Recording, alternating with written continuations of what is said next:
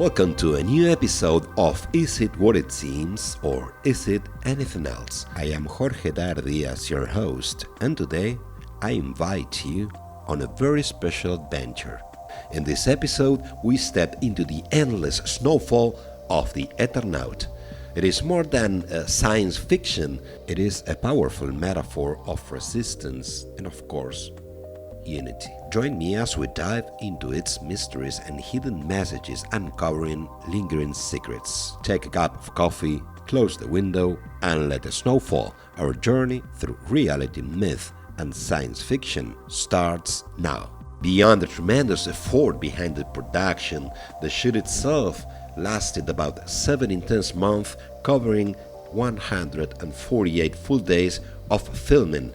But the real question is, what did it mean to you, to me, as a viewer? More than just a tale of aliens and invasion, the Eternaut offers a profound look at Argentine national identity. Every episode, except for the first, takes its title from a song by an Argentine artist, which I find especially striking considering the work's exceptional quality. It was almost certain to reach beyond Argentine's borders. I will save the most important symbol for the last. Let's return to the music.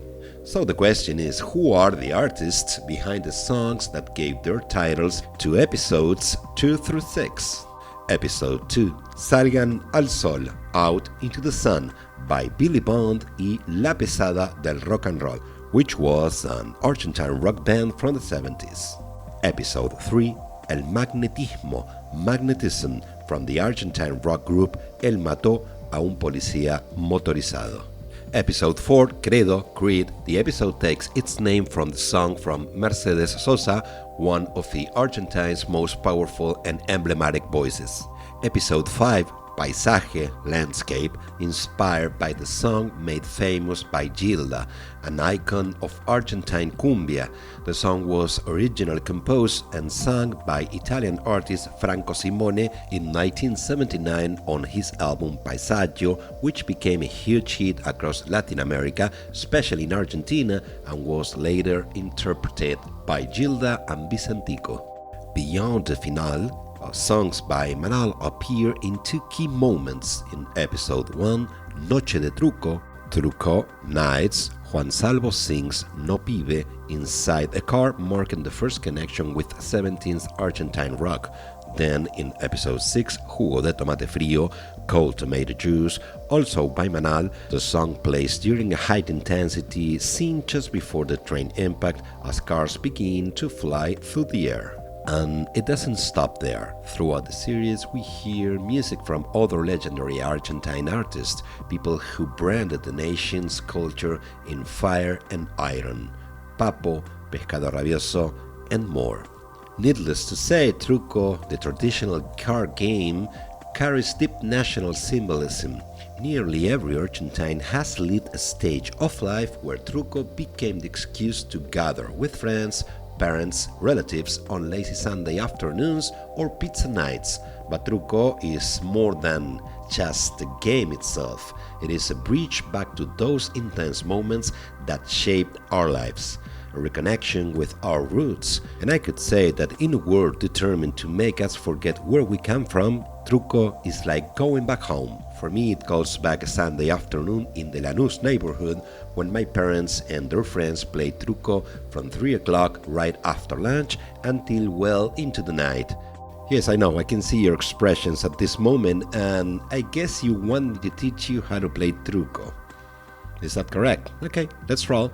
What comes first? We got a little issue here. You'll need a Spanish deck of cards, 40 cards, 4 suits, swords, espadas, clubs, bastos, cups, copas, and coins, oros. And here's the tricky part. These days, with so little mainstream interest in Hispanic culture and even some tension around immigration and deportations, it could be a little bit tricky to get a deck of Spanish cards in the US. Okay, but do you have the cards? Alright, great. So let's start. The top dogs are the big 4. Ace of Swords, Ancho de Espadas. Ace of Clubs, Ancho de Basto. 7 of Swords, 7 de espadas, 7 of coins, 7 de oro. Those two sevens are called de bravos. Next come all the threes, followed by the twos, and then the ones. At the very bottom of the ladder are the fours. In Argentina, we even say someone is un cuatro de copas when they are not exactly a key player, basically a nobody. Surely you've heard the word Envido during that first episode of the Eternaut. But before explaining the Envido, we are going to take a musical break with the song Let's Preserve the Nature. I always say that music is one of my passions, and having the chance to share, record and broadcast my own musical project, it's really amazing. So here's the song I just mentioned. When it finishes, we will continue with the explanation of Truco, and here's the band X369 EX369 and the song Let's Preserve the Nature.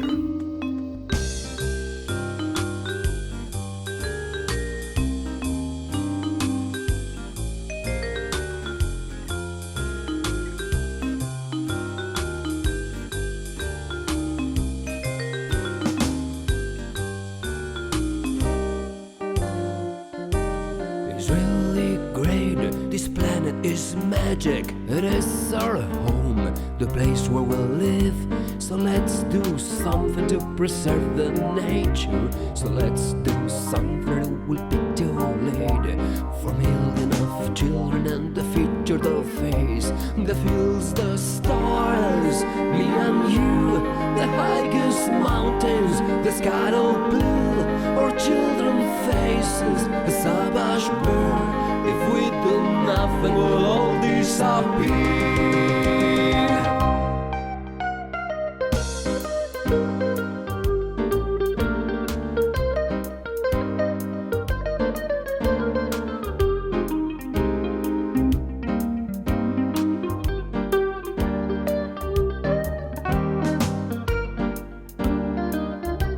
It's really amazing, the freshness of valleys, those mountains always under pouring rain. So let's do something to preserve the nature. Let's hurry, fellas, or it'll be too late. So let's do something or it'll be all in vain.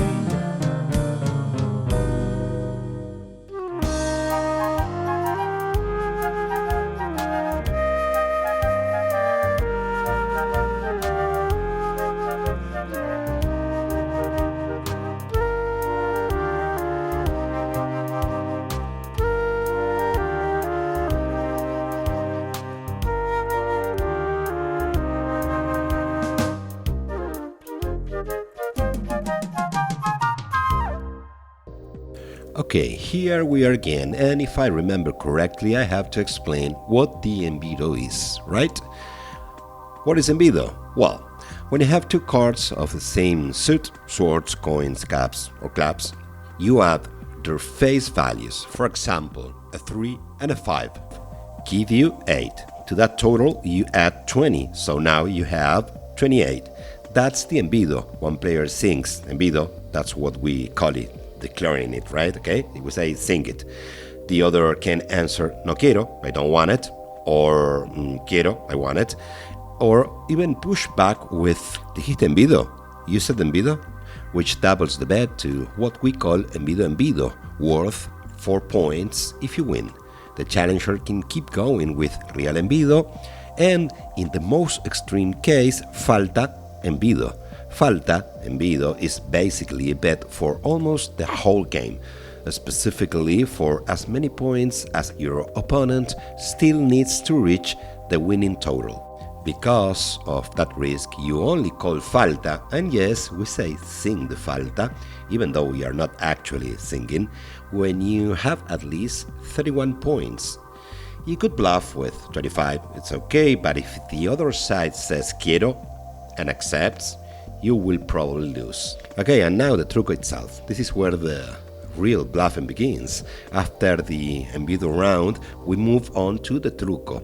The goal is to win 2 of the 3 tricks. Each trick is a single card played by each player. Highest ranking card wins that trick. But here's the twist. If you don't just play your cards, you talk. One player can call out truco to challenge the others and raise the round's value. The opponent can accept quiero, I want it. Play continues for 2 points instead of 1. But you can also say no quiero, you decline. Round ends. The challenger scores 1 point. But you can also re-raise quiero retruco. Now it's worth 3 points. The first player can accept or push again with vale cuatro, quiero vale cuatro, for 4 points. In truco, what starts as a simple hand of cards quickly becomes a tense showdown. A real test of nerve, almost a psychological face-off, where it's all about nerve and strategy, a mental standoff played with a wink of irony. You might have a weak hand and still shout truco, just to scare the other side into folding. Bluffing is half of the fun. Remember the ranking we've talked about: aces, sevens, threes, twos, ones, and so on? Okay, that's the hierarchy that decides each trick. Whoever wins 2 tricks first takes the round and the points that were agreed upon after all the shouting. So that's truco, part poker style bluff, part fast card play, part Argentine street theater. So grab a mate, a deck of Spanish cards if you can find one, and a friend willing to talk trash. Now you are ready to bring a little Buenos Aires to your game night, since you already know how to play truco. Okay, we are ready to keep going, but what can I say about the Torino? It was born in 1966 and manufactured entirely in Argentina. The Ica Torino blended power, design, and a distinctive style, making it stand out on both city streets and open road. Even today, people keep these cars alive, maintaining, repairing, and driving them. They are not just for collectors, they are meant to be enjoyed. Back in its prime, the Torino raced in Turismo Carretera, and that sporting soul, it is still felt in its handling. It continues to stand as a living symbol of Argentine identity, handed down from one generation to the next. The FAL, light automatic rifle, accompanied Argentina for many years. Every Argentine who went through mandatory military service, abolished in 1994, remembers the FAL as the weapon. While the FAL is common in armed forces around the world, in Argentina it became a symbol of conscription itself, linking many of us to a shared history. The Eternaut represents 2 strong ideas: the triumph of collective actions over self-interest, and the strength found in unity and teamwork, providing that together any obstacle can be overcome. This isn't just a story about an alien invasion. What we see is a people coming together to resist an enemy far greater than themselves. With the main character being a veteran of Malvinas, Malvinas make their presence felt.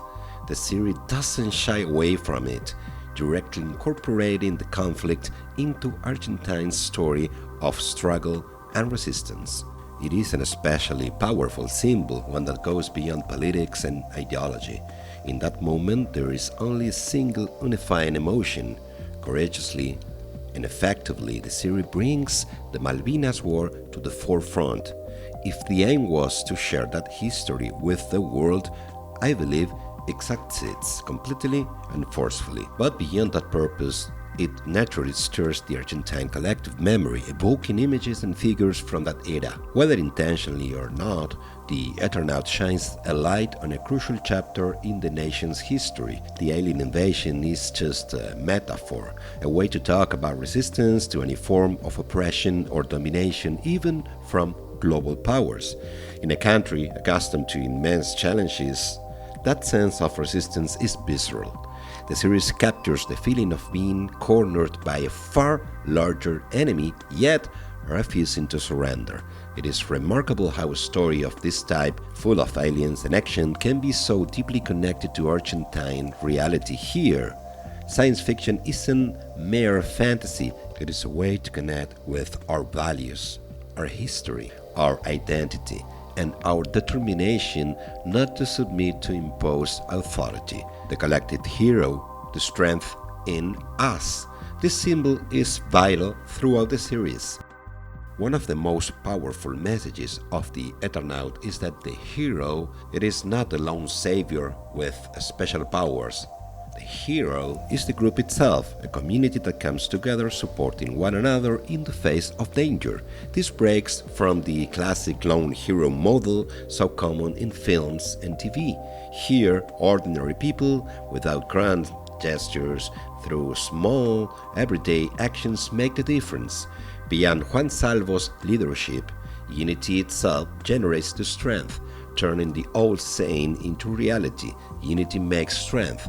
Collaboration and teamwork allows us to reach higher goals and overcome challenges because the power of a group always exceeds the sum of individual efforts. The collective hero is the we that rises when danger emerges and personal ego diminishes. It is built on solidarity, trust, and shared responsibility.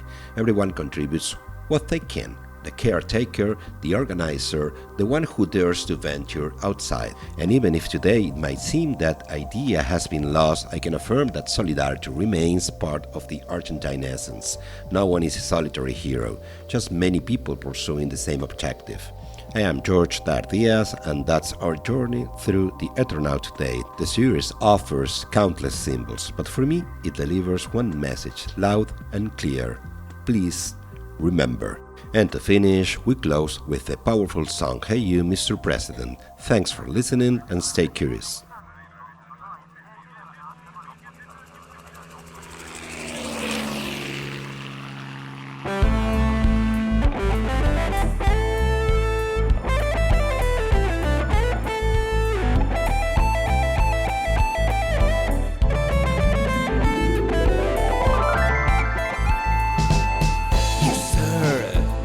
Would you stop for a while?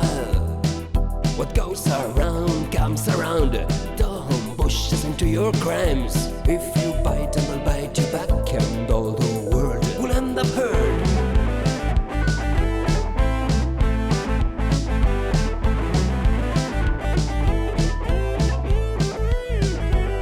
My friend, God gave you a brain. If you use it, we got a chance. If you don't, you'll learn to dance. Help your neighbors with their people, and they'll help you with yours. Use your money to feed your children, keep them growing in good shape. Come with me through this door, you will see where we all go. Famine, murder, rapes and pain, if we don't stop this train. Big war, let's stop it right now, before it starts. You, sir, your jury, it is the world.